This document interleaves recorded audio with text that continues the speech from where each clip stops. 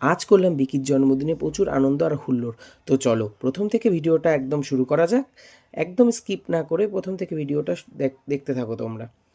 আমাদের কিন্তু পরিতোষ জুয়েলার্সে পরিতোষ জুয়েলার্সে আমাদের প্রত্যেকটা স্টাফের কিন্তু বার্থডে সেলিব্রেশন করা হয় ওই একটা কেক কেটে, ছোটোখাটো যেহেতু।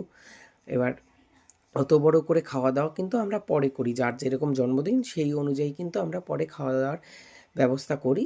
যে যেরকমভাবে খাওয়াতে পারে সে সেরকমভাবে খাওয়ায় সামর্থ্য অনুযায়ী। তো যথারীতি কিন্তু আমরা বার্থডের দিন হোক বা বার্থডের পরের দিন হোক সেই অনুপাতে কিন্তু আমরা কেকটা কাটাই।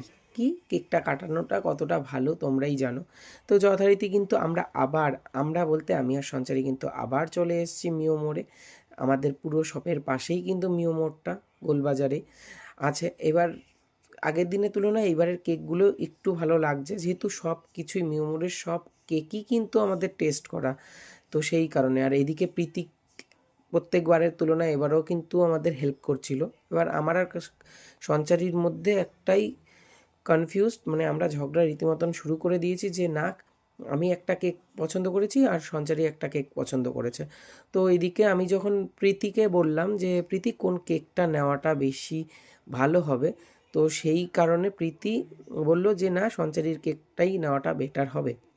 এবার তখন আমি বললাম হ্যাঁ সেটা তো স্বাভাবিক, কারণ দুজনেই মেয়ে যখন একজন আরেকজনকে হেল্প করে তখন তো দল ভারী হলে তো হবেই। তো ঠিক আছে, কোনো ব্যাপার না, সঞ্চারীর পছন্দ অনুযায়ী কিন্তু আমরা আজকে কেকটা নিয়েছি। আর প্রীতিকে আমি বললাম যে প্রত্যেকবার তো তুমি কেকের মধ্যে নাম লেখো বা কারো যেটা হোক হ্যাপি বার্থডে সেইটাই করো, আমি আজকে ট্রাই করব, আমি আজকে লিখব। যেহেতু বিকি আমার খুব ভালো একটা বন্ধু, তো সেই কারণে ওর জন্মদিনের কেক নামটা আমি লিখব। তো ওইখানে আমি কিন্তু বিকি ভাসুর লিখে দিয়েছিলাম। ভাসুর এই কারণেই, কারণ আমরা ওকে খচাই সেই জন্য। আর ওর নাম বিকি। আর মাঝখানে একটা ছোট্ট হার্ট দিয়ে দিয়েছিলাম।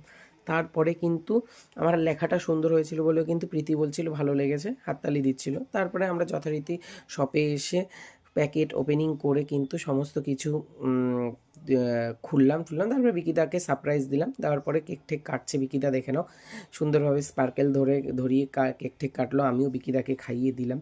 খাওয়ানোর পরে রিয়া আর সঞ্চারী তককে তককে ছিল যে কিভাবে রিভেঞ্জটা নেওয়া যায়। তো কেকটা খাওয়াতে পারেনি, তার মধ্যে দেখো মুখের একদম সত্যানাশ। তো ঠিকই আছে, রিয়ার জন্মদিনেও সেম পরিস্থিতি ছিল, রিয়াও রিভেঞ্জটা নিয়েছিল। আমি জাস্ট রিয়াকে বললাম কেমন লাগলো, রিয়া বললো অসাধারণ লেগেছে, রিভেঞ্জ ফুলফিল কমপ্লিট। সঞ্চারীও বললো আরও বেশি লাগাতে পারলে ভালো হতো। তো ভিডিওটা তোমাদের কেমন লাগলো অবশ্যই কমেন্ট করে জানিও, অবশ্যই সাবস্ক্রাইব করে দিও আমার চ্যানেলটাকে, আর লাইক কমেন্ট শেয়ার অবশ্যই করো। আর হ্যাঁ, ভিডিওটা শেষে কিন্তু রাধে রাধে বলতে একদম ভুলো না।